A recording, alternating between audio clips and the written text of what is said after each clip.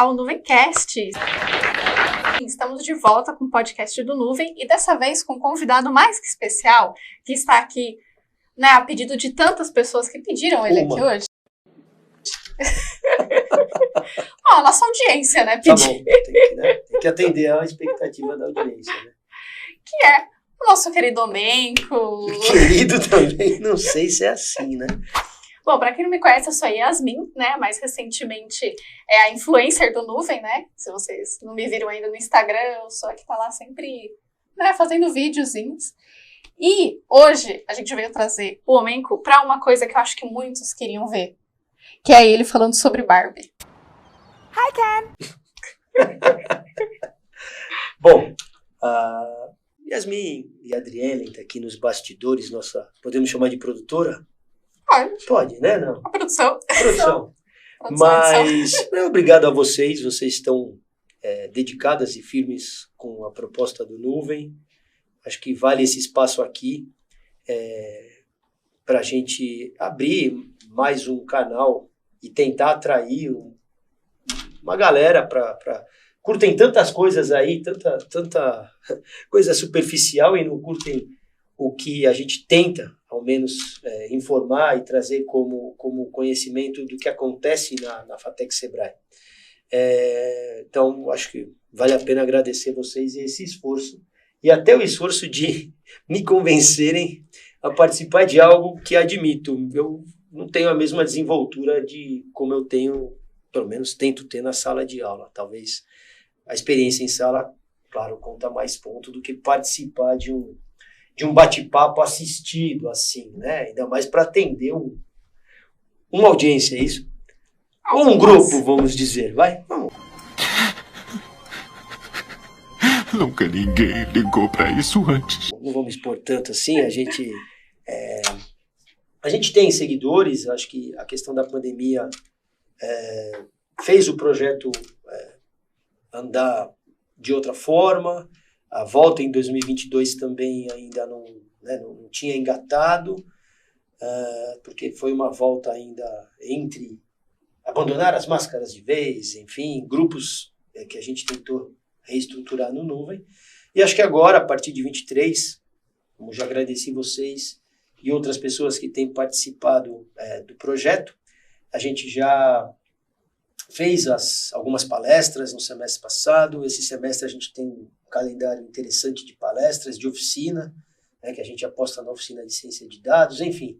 Vale fazer esse, diria, jabá do Nuvem, já que estou aqui, né? E para vocês nos acompanharem, né? Acho que vale a pena prestigiar o que os alunos e os estudantes fazem para alunos e estudantes. Com menos intervenção de sala de aula e intervenção docente possível, né? Mas, nesse momento, eu fui convidado para, de certa forma, participar de algumas questões que estão em evidência, podemos dizer, da cultura pop, não é isso? Então, exatamente. Você começou com Barbie. Comecei com Barbie. Então, eu falo para vocês, eu não tive a menor paciência, confesso que tive uma preguiça de assistir Barbie. Tenho sido reivindicado não só por vocês da Nuvem, mas de outros alunos e alunas que me abordam no corredor e me perguntam: Omenco, você já assistiu Barbie? E eu falo: ainda não. Mas talvez tenha como emitir algumas opiniões a respeito, talvez mais pessoais do que embasadas assim, em ter assistido e procurado fontes de discussão, como normalmente eu gosto de fazer.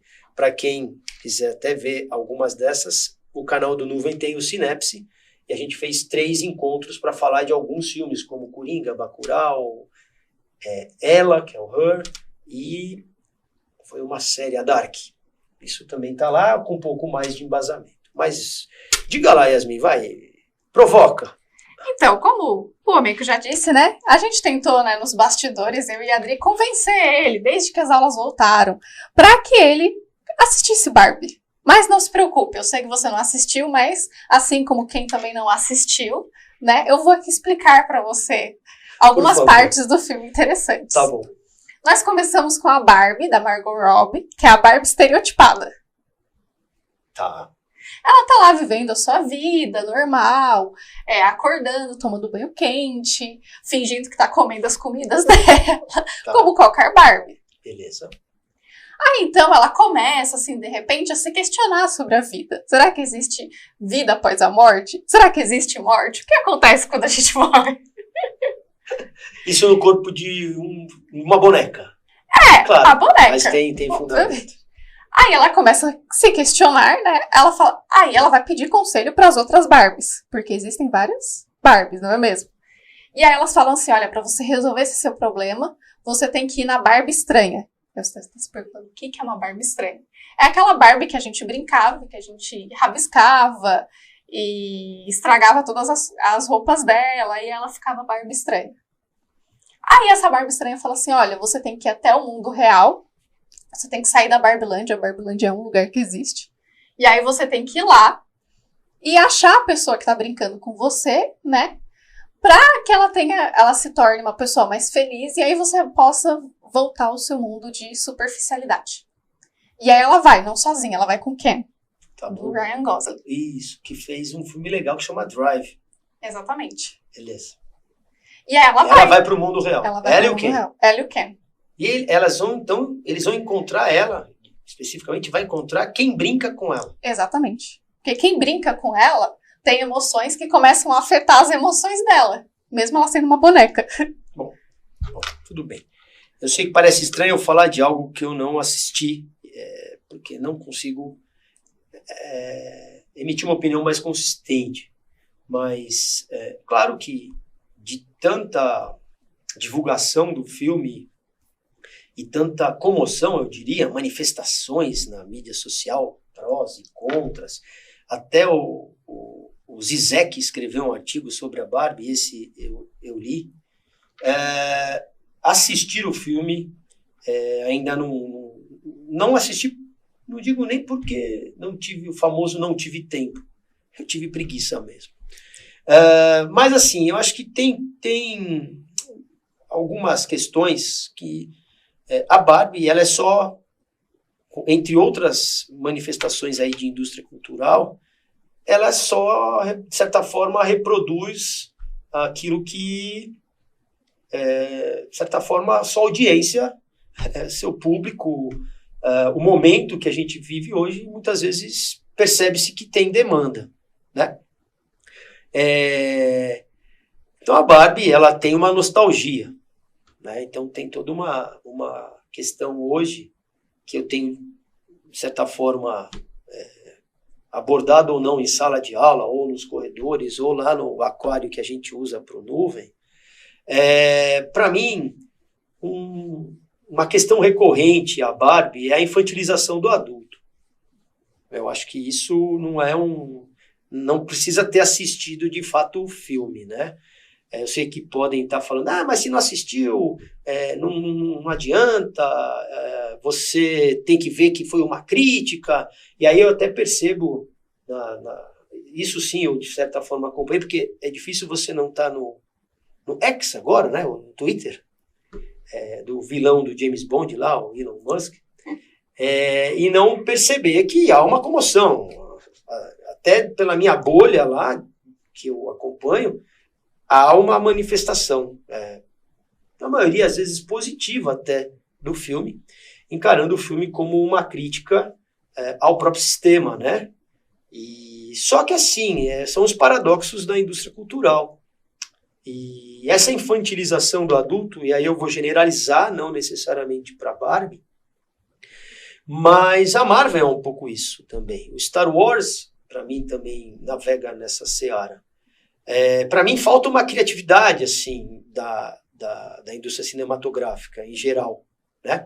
Como a gente tem um domínio cultural, principalmente no Ocidente, um domínio cultural de Hollywood, né, dos filmes estadunidenses, e quando a gente olha, e aí eu, de certa forma, posso falar, até porque isso está em alguns dos estudos que eu fiz em algum momento dessa minha trajetória, que os cinemas brasileiros, eles apresentam nas salas de exibição, né, porque uma cadeia genérica de indústria cinematográfica Produção, né? Ali você entra com pré-produção, mas em 3 caixinhas muito simples. Produção, distribuição e exibição. Atualmente, né, se a gente for ponderar dentro de uma estrutura competitiva, olhando para o Ocidente, e mais precisamente para o Brasil, né, pensando na nossa peculiaridade de consumos ligadas a essa indústria, quem, de certa forma, tem mais barganha nesses 3 elos aí, nessas 3 condições de produção, né, 2 passagens, mas de 3 agentes, né, produção, distribuição e exibição, é a distribuição. Os grandes estúdios, aí entra Disney, Warner, Universal, Paramount, esses grandes estúdios, eles têm um foco na distribuição. Eles são grandes distribuidores. Mas eles não produzem. Não, sim, eles têm uma participação em coprodução, muitas vezes com mais 2, às vezes até 3 outros estúdios. Às vezes estúdios que são spin-offs desses grandes estúdios, mas o grande foco dos grandes é a distribuição. Quando a gente pega o cinema no Brasil, né, a exibição no Brasil, né, pegando como blockbusters aí, como filmes de alta bilheteria, a gente percebe nitidamente que há um domínio das grandes bilheterias serem os filmes de Hollywood. Aí, sem entrar agora em outras questões que são inerentes, mas não vem ao caso, mas como que a indústria cinematográfica no Brasil investe em tecnologia, em competências, o que tem de incentivo para produzir, a tão atacada Lei Rouanet, as participações que tínhamos da Petrobras, que foram diluídas aí para quase nada durante seus inquéritos duvidosos, enfim. Então, assim, tirando essas questões que isso conta, mas pegando pela influência, né? Pelo que você já assistiu Barbie, meu amigo? Então, assim, tem muita gente assistindo, e não é Barbie. É quando o Homem de Ferro morre, no, sei lá, que Vingadores. É do tipo, muita gente assistiu. Eu tenho me deparado um pouco com essa situação do tipo, mas parece que eu tô fora, né? Aí vão me chamar de velho, vão falar que eu sou anti isso, anti aquilo. Para mim é um pouco de preguiça, talvez sim, pela minha idade, e talvez por eu tentar procurar outras fontes de diversão cultural, e que envolvam o cinema também. Mas eu fiz uma brincadeira esses dias, acho que com vocês e com outros grupos que me perguntaram da Barbie. Aí é mais uma pergunta do que eu esclarecer, né? Ou tentar entrar na sinopse que você me passou, mas como eu falei, eu estou generalizando pela infantilização do adulto, né? E eu percebo que Hollywood tem muito revivals, né? Não é esse bem o termo, mas é muito filme que já passou nos anos 80, nos anos 90, e dentro desse ciclo de vida, o retorno mais evidente agora é aos anos 90, né? Estávamos muito retornando aos anos 80, o tal do vintage, e agora a gente retorna a uns anos 90, né? Embora a Barbie tenha mais tempo. Mas a gente está trabalhando nesse sentido genérico dessa infantilização. E aí não é só a Barbie, que eu falei, Marvel, Star Wars e afins. O cosplay, aí vão ficar bravos comigo, né? Mas tem os eventos de cosplay, os eventos geeks. Eu sempre brinco, né? O geek era um nerd dos anos 80, que era um mercado segmentado. O geek virou qualquer coisa, então todos nós temos um lado geek, não é isso? Então todos nós somos incentivados a infantilizarmos. E aí, um pouco dessa minha brincadeira do infantilização do adulto é do tipo, a criança, quando a criança te pede uma coisa e você fala não, a criança faz o quê? Chora. Eu quero. Então assim, né, é um pouco isso, né, porque como você não assistiu Barbie? Como você não soube que o Homem de Ferro morreu? Né? Como você não viu? Aí quando, né, fica essa coisa do eu quero, né? O adulto reclama no Twitter. Então, o adulto vai nas suas formas, no Twitter, enfim, né? As camisetas, assim, eu brinco assim, tem gente que nunca escutou Ramones direito e usa uma camiseta do Ramones, entendeu? Não posso falar nada que eu tenho uma do Nirvana. Então. Só conheço 2 músicas. Então, tá vendo? Mas assim, o Nirvana, tá, você pega aí muitos dos algoritmos, é esse retorno às comemorações de 20, de agora 30 anos do Nevermind, do outro disco de grunge, porque o grunge tá voltando. Eu sempre brinquei que o grunge é o hipster de boutique hoje, se você olhar pro estereótipo, né? Mas essa tal da infantilização, que eu já rodeei ela demais, eu fiz a brincadeira com outras turmas do tipo, é uma crítica social a Barbie? Então, se o Woody Allen fizer algo parecido, será que as pessoas vão assistir o tanto quanto? Mas o Woody Allen é tão cabeça assim? Também não. Ele tem um jeito de contar história. Ele tem uma ironia, ele tem um sarcasmo, ele tem uma acidez. Ele não tem esses recursos, nem pretende, nem usa os recursos da tecnologia de fundos azuis e cenários ultra coloridos, como me parece ser a Barbie, ou as Guerras Infinitas lá, que na verdade é do concorrente, é da DC, né? Guerra Infinita. É alguma coisa assim. Guerra Infinita da Marvel. É da Marvel também? Então tá bom. Tá nesse universo colorido, né? Esse universo de explosão de estética, de cores e afins. Mas será que um Woody Allen ou uma outra visão crítica sobre o que me pareceu ser até do próprio capitalismo? E aí tem um problema, né? Porque tem os liberaloides que quando escutam alguém criticar o capitalismo, acham que você é comunista, né? E aí eu nem me aventurei mais nessas discussões da própria Barbie no Twitter, agora X, é isso? É isso, né? Porque dá preguiça mesmo. Porque todo mundo vira, né, emissor de opinião. Então eu estou tentando não me restringir ao filme, mas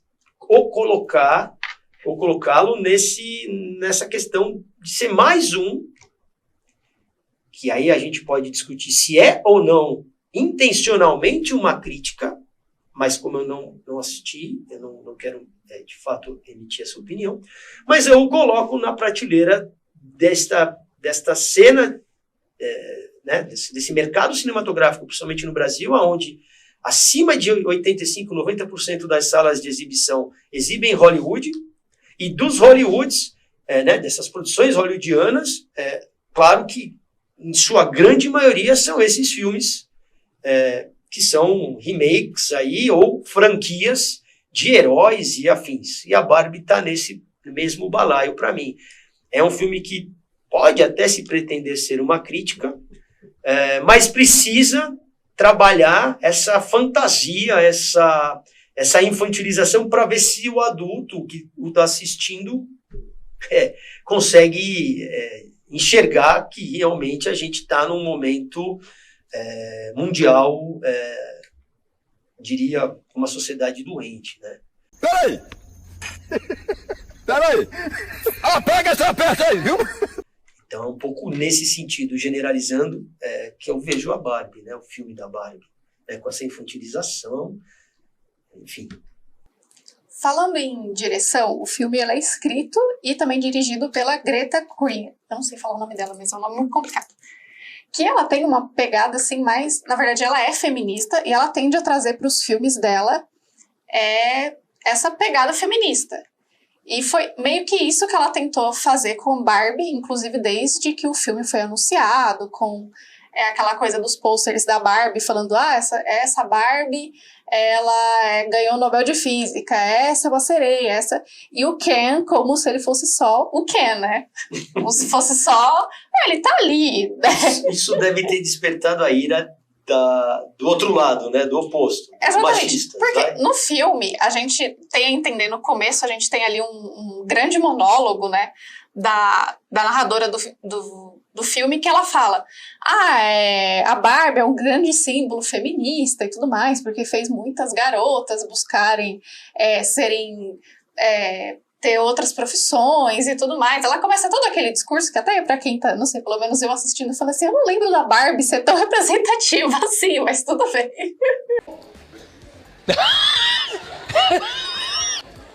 Tá bom. E aí a gente chega, né, na Barbilândia e tem Barbie de tudo que é jeito. Tem enfermeira, tem médica, tem escritora, tem tem cientista, tem de tudo. E o Ken tem várias versões, mas todos eles são a mesma coisa. São surfistas bonitões. SOS Malibu. Exatamente. E até uma parte engraçada é que quando eles vão pro mundo real, aqui é bem diferente as coisas, né? E por a diretora, né, quis colocar como se lá fosse o feminismo e tudo mais, e é um lugar, um mundo comandado pelas mulheres, pelas Barbies, e aqui é justamente ao contrário, que seria um mundo todo patriarcado, todo comandado por homens. E aí que o Ken se apaixona por esse mundo e ele fala, eu quero isso pra mim. Porque é um cara que nunca teve nada, e aí de repente ele encontra um mundo onde, nossa, os homens são tudo. E ele pode ser mais do que só o Ken, né? Sim. Então tem essa trajetória aí também, né? Então, de novo, dá pra já que eu não assisti, né? E essa acho que é a graça do podcast, por isso vocês insistiram. Já que você não assistiu, então vamos lá conversar. Foi essa a brincadeira e a provocação, e eu acho que é válido. Eu estou tentando emitir chamemos de opinião, mas eu estou trazendo para um campo um pouco mais genérico, né? Eu penso assim, eu já tenho um pouco de cuidado quando a gente fala feminismo e machismo. Sempre que a gente acrescenta esse ismo, e hoje, né, mais do que nunca, em tempos de diversas opiniões em redes sociais, das mais diversas redes, claro que algumas concentram mais que as outras, mas a gente tem que ter um cuidado, né? Porque o ismo ele remete a um tipo de exagero, quando o ouvinte, o espectador, o usuário, que é o que se chama na internet, parece que assim, é só feminista, né? Você é um machista. Eu entendo o seguinte, classificando o cinema ainda como arte, embora também tenha uma grande discussão hoje com todo o aparato tecnológico e esse avanço, até alguns diretores mais consagrados, sem citar nomes, porque se eu citar, tem um que eu gosto bastante e podem também querer cancelá-lo, né, porque a nossa audiência é enorme, mas enfim, vamos chamar o cinema de arte. E eu entendo que a arte, ela é crítica. Uma arte conformista, uma arte que só reproduz, não é tão artisticamente, né, tão arte assim, vai melhor dizendo. Então, assim, ela, como dona do projeto, vamos chamar, ela tem todo o direito de extrapolar e criar os seus estereótipos e enfrentar essa estrutura, que de fato nós temos uma estrutura machista, né? Eu sempre tenho só a questão não em relação a esse enfrentamento, mas as questões ligadas a como que as pessoas elas reagem. Eu entendo assim, é arte. Estamos falando de uma arte pós-moderna, talvez, né, com relação ao cinema hoje. Mas assim, um artista moderno, né, da exposição do Museu de Arte Contemporânea, ele choca? Quando você vai na Bienal, não choca? Você gosta ou não gosta? Entende ou não entende? Eu passo por essa questão. Eu acho que toda arte que eu particularmente gosto? Não. Às vezes esteticamente não gosto, mas às vezes o que ela quer dizer eu gosto, ou ao contrário. O que para mim é complicado é a situação de... ela conta a história, ela teve um orçamento, ela esteve em Hollywood, ela tomou uma grande marca, alguém financiou tudo isso. Se isso foi bom para a marca, eu acredito que sim, porque gerou um baita... né? O nome Barbie deve ter figurado entre Trend Topics aí direto. Então talvez a Mattel esteja contente, mas aí a gente vai para aquele linchamento virtual, né? Aí o feminismo, o machismo, e perde-se um pouco, mas aí são as questões da rede social. Então eu entendo que as pessoas que têm esse nível de exposição, e claro, ela muito mais por estar uma grande indústria, eu entendo que ela esteja preparada para isso, né? Para ela ter contado essa história e receber tanto o ataque feroz dos machistas, como às vezes algumas que eu ouvi aí bem que eu diria de orelhada, de algumas mulheres também não se empolgando demais com toda essa suposta mensagem que o filme traz. Mas eu entendo que é arte, então ela evitando linchamentos, ela tem todo o direito, digamos, de contar essa história do jeito que ela entende. Você assiste, interpreta, gosta ou não, discute e não discute. Mas eu acho que aí vem, de novo, generalizando, é a hiperexposição, é a hiperprodução de conteúdo, é a hipernecessidade de emitir sua opinião e não levar em consideração a opinião dos outros. Eu acho que esse, para mim, mais do que assistir somente o filme, é do tipo essa verborragia de todos os lados. Mas entendo também que é disso que o mundo das, digamos, mídias sociais vive. Eles querem esse barulho, né? Por isso que eu também me sinto, às vezes, receoso de me expor em opiniões de se gostei ou não de um lugar. Porque, primeiro que eu acho que a minha opinião não vale muito. E segundo, que às vezes... Nunca fui comer o coco bambu por sua causa. Vejo lá comercial, vejo o pessoal falando, mas não tenho coragem de ir lá. Vamos lá, comer camarão congelado com gosto de esponja, tudo com milho, batata palha e creme, não. Vai num quiosque de praia, vai ser mais gostoso mesmo. Mas assim, é bom colocar também nesse círculo, assim, é uma outra coisa que eu tenho brincado de forma genérica, porque vocês que de certa forma passaram pelos meus episódios, que eu tenho que dar uma atualizada, né? Presunçosamente eu não dou mais aula, né? Faço alguns episódios, mas em sala talvez eu seja mais desenvolto.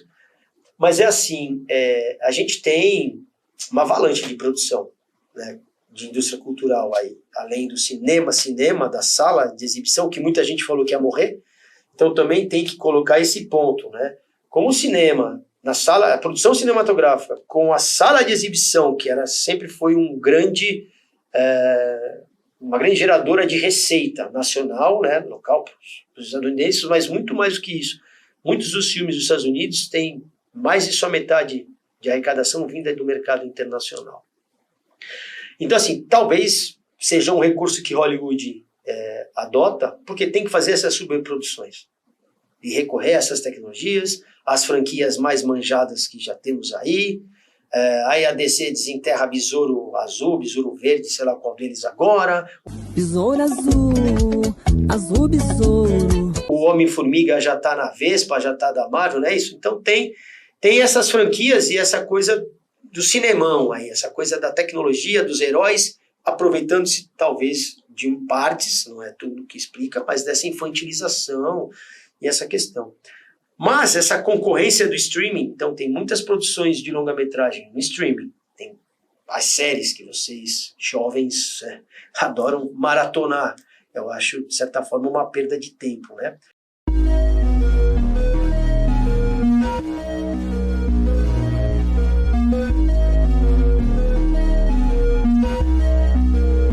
É melhor ler um livro, talvez seja mais interessante. Mas não como... Aí é que eu entro nessa brincadeira. É a divisão, né? O que me preocupa é que... E aí eu vou fazer um recorte do jovem, mas jovens não fiquem chateados com o tiozão aqui. Porque também tem muito tiozão da minha idade que faz a mesma coisa. E se eu não me policiar, talvez eu fizesse. Porque realmente é mais fácil você absorver isso sentado passivamente em frente ao seu televisor, sei lá, de quantas polegadas, ou na frente do seu tablet com aquele fone de última geração, enfim, na sua cadeira gamer, o que quer que seja. É mais fácil você ser passivo e assistir algo, né? Mas o que acontece? O que eu tenho provocado e tentado nos bastidores, não daqui, entre aspas, nos corredores, na sala de aula, enfim, informal ou formal, é o jovem não tratar desse tipo de consumo, porque é um consumo dos mais massificados, muitas vezes induzido por algoritmos. Então você não está tomando decisão de fato escolhendo, tomando essa decisão, e sim achando que toma a decisão, assiste o que a grande maioria está assistindo, até porque tem sempre... Como você não assistiu isso? Então você se sente fora, né, da rodinha. Então você, na minha humilde opinião, não é uma decisão que é tomada com mais base e vocês do marketing sabem muito mais que eu, com mais base em atributos de produto, de serviço, por que isso, por que não aquilo, o preço, aquilo outro. Não, sim, tem um algoritmo gigantesco, você tem 2, 3, 4 streamings lá na sua TV, ao seu mercê, em qualquer outro dispositivo móvel, a maioria assiste aquilo, você é jovem, cai num algoritmo, te empurra, e você quando vem, está assistindo o que a maioria está assistindo. Pô, Menco, você nunca fez isso quando era jovem? Fiz. Eu assisti Curtindo a Vida Doidado 12 vezes que eu gravei em VHS, Gremlins, Goonies, a mesma papagaiada. Mas ele não competia com a leitura. Então o que eu vejo um pouco é isso, uma má entrega a essa indústria cultural massificada, e muitas vezes eu entendo que as séries ou mesmo os filmes, a própria sinopse aí da Barbie, tenha um viés crítico. Não que não tenha. Mas você está sendo... há uma forma de modelar a mente, né, das pessoas. Então, e aí quando você sai na tal da transmídia do filme, vai para as redes sociais, eu tenho um pouco de receio, né? De que as pessoas são muito levadas assim. Por isso que às vezes me dá preguiça de assistir isso. As pessoas ficam muito levadas ao que se falou da Barbie. Seja com ódio, seja com adoração. Né?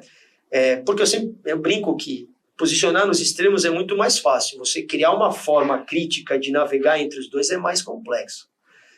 Então, assim, eu entendo que onde eu quero chegar com esse lero-lero é que isso não tem que ser tratado como aquisição de conhecimento. Isso é só um consumo massificado de uma cultura pop. O que a gente tem que colocar é tentar, que é o exercício que eu tento fazer, é fundamentar certas posturas críticas, até mesmo vindas da cultura pop, com uma referência mais robusta. Uma referência mais interessante, alguém que discute escapismo, alguém que discute essa infantilização como, assim, a vida real tá tão difícil e você procura a fantasia, ou a fantasia já não te atende mais e você quer voltar para a realidade? Então, há essa mistura do ser humano digital, do ser humano analógico, vamos colocar assim. Eu faço a brincadeira do seguinte, time de futebol, eu não moro em condomínio, mas quem mora em condomínio, aquela coisa assim, time A jogando contra time B, né? Nem posso falar muito do Santos aqui, porque apesar que ganhou domingo, deu um respiro aí, né? Como diria Spinoza, temor e esperança estão na mesma coisa, então eu continuo temendo e esperando ao mesmo tempo, né? Mas enfim, você mora naqueles condomínios de pouca gente, né? Tipo, 7 torres de 25 andares, né? Um clube, né, urbano, né? É assim que vendem. E aí você tá lá, A contra B, vamos fazer vermelho contra azul, que aí piora, né? Mas tudo bem, o preto e branco contra o outro preto e branco, por exemplo, né? Alvinegro contra alvinegro. Aí o alvinegro A faz o gol. O que o cara faz? Vai na janela, xinga o outro, não pode falar palavrão, né? Então xinga o outro de tudo quanto é nome feio, né? Aqui, né? Pi. Bom, aí o jogo acaba, 1-0. Ele vai na janela, toca a buzina, 11h30 da noite. Bota o hino do Corinthians, Gabriel! Bota o hino! Né? Tudo que é censura, daquele baita eco, naquele clube urbano. Beleza. Aí no dia seguinte os caras se encontram na garagem. Às vezes eles nem sabem quem são, né? Mas a brincadeira que eu estou fazendo é como se a gente tivesse uma analogia, né? Que a vida em condomínio, cada um no seu quadradinho desses 65 metros quadrados dos clubes, né? Porque, né, não passa muito disso, com a varanda gourmet, né? E a SUV branca na garagem, e a pilinha de boleto lá. Mas eles, quando se encontram, eles não se conhecem. E às vezes se dão um bom dia e beleza. Ô, tudo bem? Como vai? E tal. Claro, estou exagerando no exemplo. Mas acontece. Então, você tem um xingamento do time A que ganhou do time B, mas a coisa é tão grande, né? O condomínio é tão amplo, e vocês nem pegam o mesmo elevador da mesma torre, mas calha de descer para pegar a pizza, porque no final de semana tem fila de entregador e fila de condômino, porque você tem que ir lá na gaiolinha. Aí você encontra com o cara, dá oi pro cara e tá tudo certo. Se a gente for para esse mundão do digital, fica essa violência e a pessoa assume que ela detém um conhecimento, muito dele adquirido dessa cultura pop, emite todas as opiniões, sejam adoráveis ou detestáveis. Aí quando há uma disputa de quem emite a melhor opinião, elas ficam brigando. Mas elas não se conhecem, é tipo aquela coisa da violência digital, né, de uma postura de uma persona digital e de uma pessoa na real ali. Então essa fantasia também, eu acho que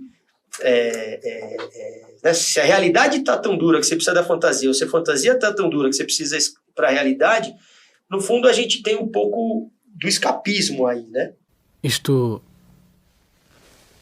não é real? O que é real? Como se define real? Né? O próprio artigo do Zizek fala um pouco desse escapismo, né? E claro, podem reparar, e aí também não é Barbie, é o Indiana Jones, o personagem do Indiana Jones já está no etarismo, né? Para alguns, né? Já está velho.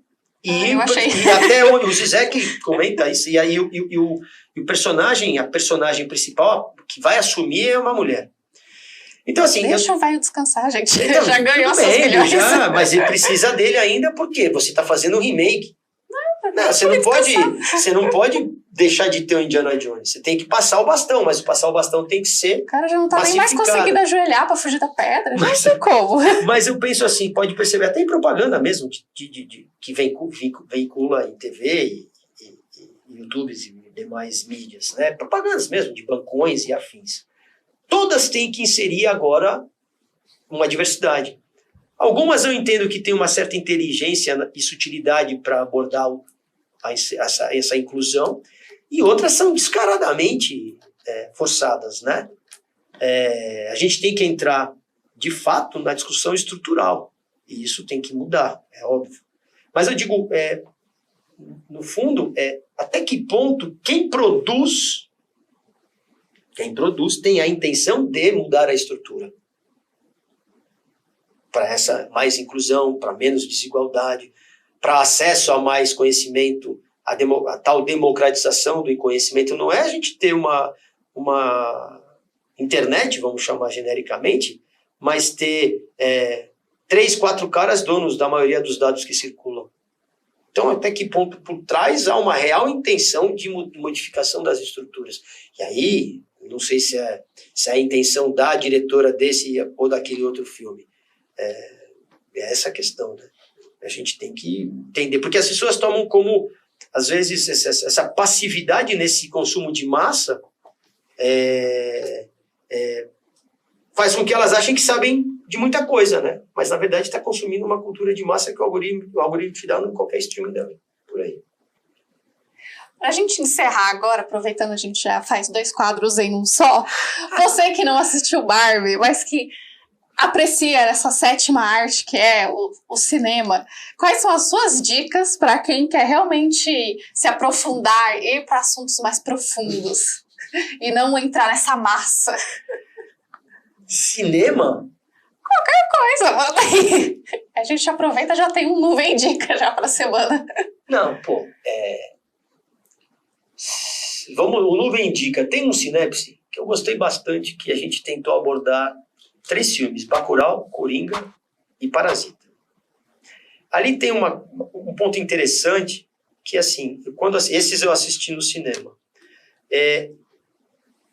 Essa coisa de direita e esquerda, né, essa polarização às vezes mal feita, mas assim, saindo do Parasita e do Coringa, por exemplo, o Bacurau é mais escancarado, assim, uma discussão, então tá mais claro, então da direita vai odiar Bacurau.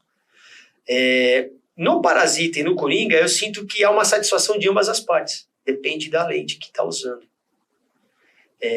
Eu acho isso interessante, assim, e perigoso ao mesmo tempo.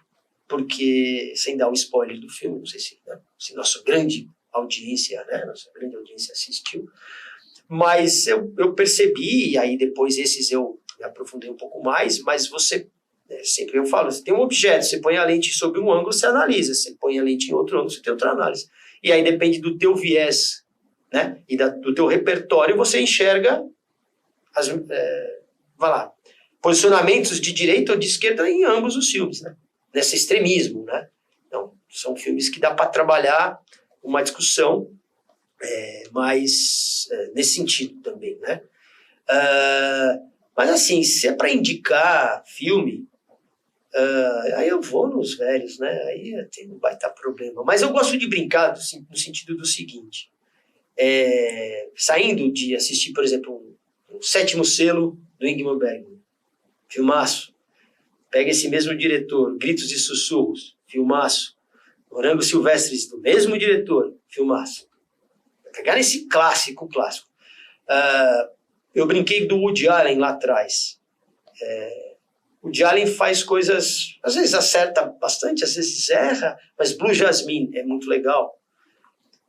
Match Point, Meia-Noite em Paris, mas é uma outra forma, é um outro tipo de cinema. Os Scorsese, eu acho um baita passatempo legal. O Lobo de Wall Street, para mim, é muito bom. Critica bastante o mercado financeiro, os liberais piram, né? Quando eu pego o DiCaprio no orelhãozinho daquela corretora de fundo de quintal, falando que tem que vender ações para pintor, eletricista, essas coisas. É que as pessoas às vezes não percebem, né? É o que eu falo, às vezes precisa infantilizar para criticar. Scorsese não infantiliza demais, ele conta lá de um jeito mais adulto, digamos. Mas quando você vai para alguém mais denso, um Oliver Stone, quando faz filme, ele faz para chocar, entendeu? E ele tem claramente um posicionamento político, mas também tem que assistir. Por exemplo, Platoon, para quem está aí defendendo Ucrânia, OTAN ou Rússia, e não entende que a guerra tem interesses mútuos, assiste Platoon, por exemplo, né? Que é um filme Oscar, final dos anos 80, talvez meados dos anos 80. Né? Então, assim, filmes, né? Série, aí eu não sou muito bom. Mas, assim, eu particularmente, como passatempo, aí é que eu reforço aquilo que eu estava falando. Como um passatempo, não como assim, estou adquirindo um puta conhecimento, não preciso ler. Né? Eu gosto de uma série chamada A Ponte, mas é a que é de coprodução Suécia-Dinamarca. Nem sei, eu acho que eu assisti em outro, acho que não tinha nem Netflix. Eu gosto bastante de noir, né, esses filmes meio que de detetives e noir, assim, né, esse clima denso, melancólico, escuro e tal. Acho que é um bom passatempo, como série. Mas, enfim, você pediu algumas dicas, então, mas acho que ninguém nunca ouviu falar, né? Mas, enfim, fica aí o recado, né? Assim, uma dica aqui a colar. Eu tô aqui tentando lembrar de outra. Lembrei que eu estava falando. Vamos para o cinema pop da minha adolescência. E eu recentemente assisti Gremlins. Com meu filho de 8, agora 9. O Gremlins é um filme propositalmente terror B, produzido pelo Spielberg, né? Dirigido pelo Joe Dante, que fez muito filme nessa época, dessa linha teenager aí. E tem muito elemento de Guerra Fria. Mas, claro, quando eu assisti, 12 anos, eu achava engraçado o monstrinho lá, multiplicando, fazendo aqueles terrores ali no cinema, tacando fogo em tudo e tal. Aí você assiste de novo, né? Depois de 30 anos eu assisti Gremlins de novo. Sempre ficava com aquela nostalgia. Por isso que entra essa brincadeira séria de, né, não achar que você está tomando conhecimento, sendo passivo demais, e o algoritmo ele te ajuda a ser mais passivo, né, e não tomar um pouco de rumo aí para algumas leituras. Eu falo leitura. Mas quanto a esse consumo de cultura pop, eu assisti Gremlins de novo com meu filho, o 1, além de toda a tosquice, que é o efeito especial, mas que naquela época, para mim, a referência era que aquilo estava legal pra caramba, e meu filho, claro, falou, pai, que coisa feia, tosca, mas ele gostou do filme, porque tem esse lado B ainda mais evidente para ele, né? Mas, você vê muito elemento de cultura, de Guerra Fria no Gremlins, né? Tem um cara lá, um vizinho que é xenófobo, fala que acho que o produto é chinês, já essa rixa. Você tem do satélite de observação que esse mesmo vizinho coloca. Nada me tira da cabeça que Gremlin, não li nada a respeito, mas que tem a ver com Kremlin, que é lá em Moscou. E aí tem esses elementos embutidos num diálogo infanto-juvenil com monstrinhos, mas tem muito de Guerra Fria.